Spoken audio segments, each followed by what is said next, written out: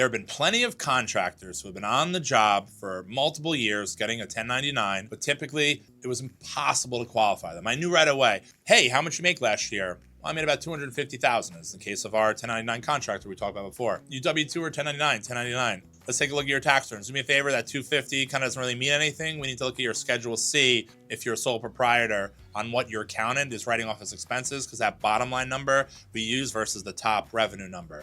Ooh, that 250, they write it down 60,000. It's 5,000 a month. Might not do the trick because in their head, they make 20,000 a month. So they're probably thinking $6,000, $7,000, $8,000 for a mortgage. To a lender, they're only making 5,000 a month. So that's a $2,000, $2,500 max payment, assuming great credit and no real debt. So again, in the case of the contractor, the non-QM side, they will use the 1099s of the last 2 years and your year-to-date income. They'll make sure that the trend is similar or going up and not going down, because of course if your income's going down, it's concerning. They will use 90% of that 1099, and that's what they use as income. So instead of looking at a tax return, looking at the net, as in the case of our contractor that I worked with making 250, who we thought they were only making about 50, 60 for the year, we went off that 250 amount. They took 10% off the top, which is 25 grand, leaves you with 225. And we went off that number divided by 12, which is a little less than 20,000, but it increased our purchasing power exponentially. And that program has become very, very popular for 1099 contractors.